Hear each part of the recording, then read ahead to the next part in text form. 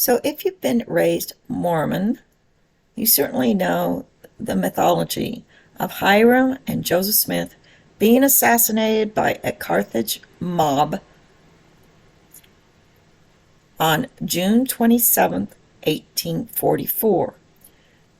Joseph Smith and the Nauvoo City Council had just destroyed the Nauvoo Expositor, that was a publication controlled by William and Wilson Law, the Higbee brothers, that had just published their first edition accusing Joseph Smith of being involved in polygamy. And this is the story that we have been led to believe, that Joseph Smith and Hiram Smith were assassinated solely because they destroyed the Nauvoo Expositor, or they were violating constitutional rights of free speech. If you've been following any of my videos, you know there was over 2 to 3 years of a conspiracy to murder Joseph Smith, extradite him into Missouri. Sidney Rigdon was accused of conspiring with John C. Bennett, forcing the Missouri governor, or convincing the then Missouri governor, who was Reynolds, to extradite Joseph Smith one more time on the third accusation of treason that occurred in Missouri, that Joseph Smith had been exonerated 2 different times in 2 different trials. But after Joseph Smith had excommunicated John C. Bennett, who was good friends with Mr. Sidney Rigdon, one of my favorite characters in Mormon history. I love Sidney Rigdon because he was so crazy. But Sidney Rigdon and John C. Bennett were the ones who was at least Joseph Smith believed that they were the ones that had manipulated Reynolds to issue the extradition warrant, and then Governor Ford conspiring to have Governor Ford sign off on it. And that caused Joseph Smith to be arrested in Dixon in 1843 and returned to Nauvoo to attempt to convince Governor Ford to reverse his approval of the writ of extradition. And all through July of 1843 to the beginning of 1844, Joseph Smith was on pins and needles, thinking that he might at any time have the Missouri or the Illinois militia show up at Nauvoo, arrest him, and take him to Missouri, where he would be executed. I also showed in my previous videos that Joseph Smith had abdicated or resigned the office of prophet in favor of Hiram. Hiram is now the church patriarch, or the head of the Smith religious organization, which was a family church. So Hiram Smith was now called prophet and was the patriarch, or the leader, the official head of the Joseph Smith, Hiram Smith religion. At 3 different sermons that occurred in 1843 in Nauvoo, Joseph Smith reiterated that he was no longer prophet and that Hiram Smith should be called prophet, even though many tried to convince Joseph Smith to reverse his decision. It is my theory that Joseph Smith resigned as prophet because it was in anticipation of escaping Nauvoo and leaving the church official business to Hiram in the event he was actually extradited by the extradition warrant, which never eventually occurred. However, the next year, the Wilson, the Laws, the Higbees, and I also believe Sidney Rigdon, John C. Bennett, and the Quorum of the 12 all plotted along with other Masons to assassinate the Smith brothers. So as I looked at the evidence of the trial that occurred after the death of Joseph Smith, in which I believe there were 5 to 6 defendants who were accused of conspiring to assassinate Joseph Smith, it struck me that there was no forensic evidence that the Smiths actually died. Let's hear that again. Do you mean there was no legal forensic evidence of a coroner or a medical professional examining the Smith bodies and certifying them legally as dead. That is correct. There was no legal evidence. And let me just make it clear. You cannot prosecute anyone for murder if there is no legal certification forensically that somebody with knowledge examined the bodies and certified them as dead. Surprisingly, there was no coroner and no medical physician that ever examined Joseph Smith's body. There was plenty of testimony that certain people fell from windows, certain testimony that certain bodies fell, but we don't know if these were actually Joseph Smith or perhaps some of the apostles, perhaps all of the people that were mulling around, and there were plenty of visitors in and out of the Carthage jail within 24 hours of the supposed mob violence, that who knows who was in that jail at that time, except for two oath-swearing liars, Willard Richards and John Taylor, both who have taken oaths in Masonic rituals to lie, even in a trial, to preserve anything Masons desired them to say. And I will show you that this is exactly what Willard Richards and John Taylor did. They sent coded message up to their Luciferian Masonic brothers that they had done the deed, that the bodies were dead. But of course, they weren't.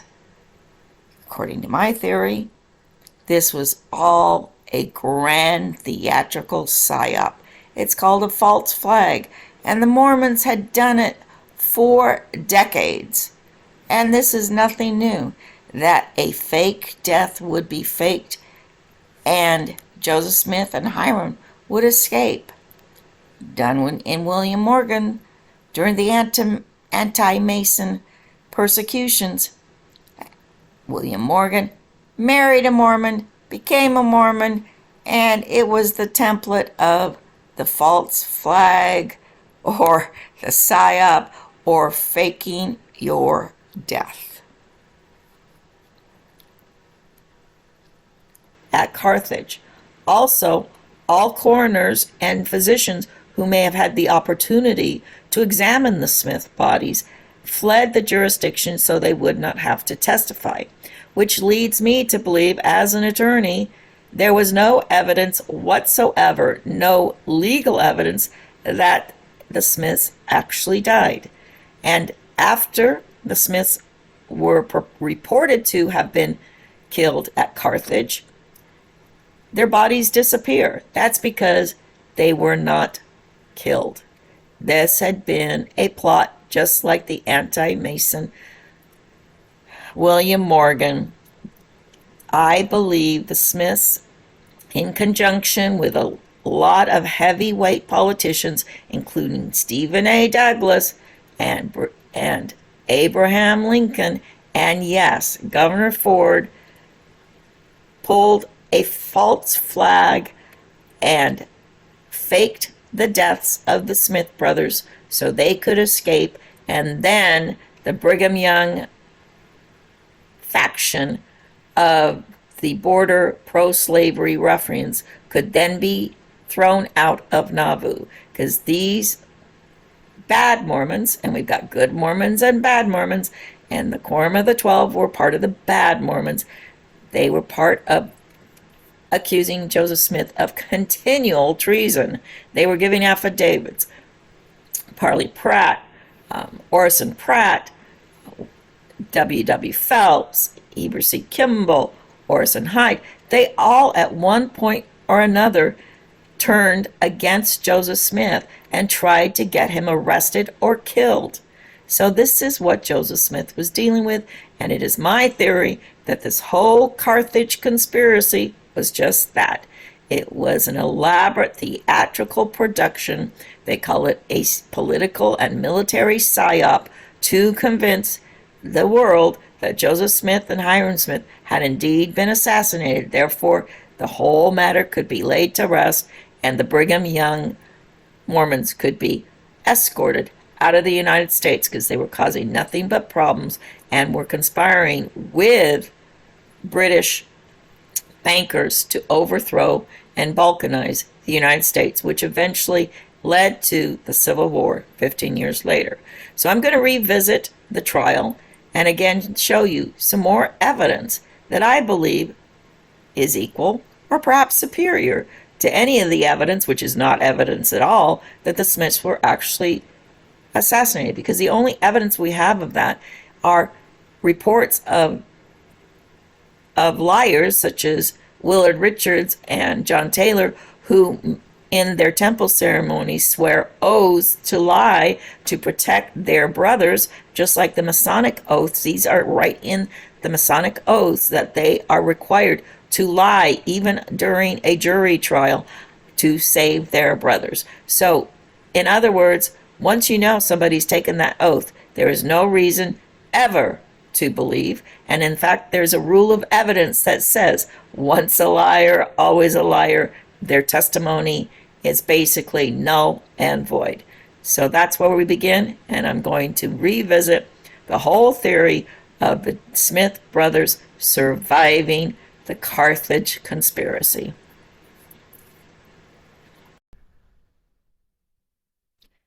The Utah LDS Church version of Hyrum and Joseph Smith's death is a complete fiction, composed of numerous occult, Luciferian, Masonic messages. These are coded messages found within Willard Richards and John Taylor's witness statements, and I will point these out. But I just want you to realize that these witness statements are not to be taken as actual fact. They are indeed coded messages creating a mythology of martyrdom in order to pass the gauntlet from Joseph Smith's church over to the Quorum of the 12, who later designated themselves the 12 Apostles. Hello. And in this video, I will also show that John Taylor actually became the real head of the Mormon Church, and Brigham Young his secondary. And Brigham Young was used just like Caesar, who is the front man for the real power behind the throne, who was John Taylor. And these are messages that John Taylor and Willard Richards left in their witness statements of what happened at the Carthage jail the day the Smiths were murdered, or allegedly murdered, period. Per John Taylor, 2 of the mob were killed that day, and it was these bodies of these dead mobsters who were displayed as the Smiths' bodies. The Smiths' bodies were never examined forensically by any coroner or any doctor who certified that the Smiths were dead, and the 2 bodies were actually the Smith brothers. However, plenty was done to camouflage the fact that the 2 bodies that were displayed as the Smiths were not the Smiths at all. What was done is that these 2 mobsters were loaded into wagons, covered up with straw, and it is my belief that the death masks were already ready, because according to the display at the Utah Salt Lake City LDS Museum, the death masks of the Smiths were done 6 months before their actual assassinations. So these death masks, which were done in waxed versions, were plastered on the 2 dead mobsters' faces, and then they were displayed in Navuoo from afar, covered up by straw, and then taken into the mansion house where they disappeared completely. According to the story, the bodies were taken out and hidden in secret graves. Well, that may be fine or dandy, but we have no doctors certifying the Smiths were dead. We have no coroner. The coroner refused and, in fact, escaped from the jurisdiction rather than testify that the Smiths were killed that day, because everyone who was in on the plan knew the Smiths had not died. So this is my theory, and I have equal to perhaps superior evidence, legal forensic evidence, to prove my theory, or at least to support my theory equally with all the other theories that somehow Taylor killed, or the whatever happened that day at Carthage jail. It is a complete farce, and Willard Richards and John Taylor's witness statements are complete hoaxes. They are just coded occult, Luciferian, Masonic mythologies made up to as a wink and a nod to their Mason brothers that they had fulfilled. Willard Richards and Taylor had fulfilled their duty to be in on the plot to kill the Smiths, period.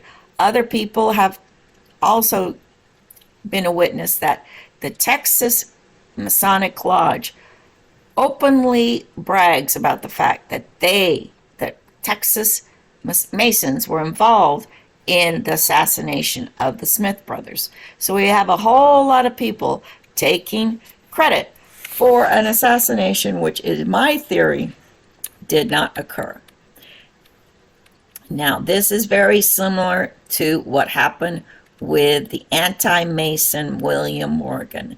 Many contemporary historians believe that anti-Mason William Morgan faked his own death with the help of the Smith family, who are family friends. William Morgan escaped into Ohio, became a Mormon, and then remarried his own wife under assumed name. And I'm going to show you also in this video, or in a series of videos, that Joseph Smith, that Emma Smith's second husband, is the identical spit and image of Joseph Smith. A little older and a little hunched up to camouflage his identity, but you cannot tell the difference between the Joseph Smith and Emma Smith's second husband.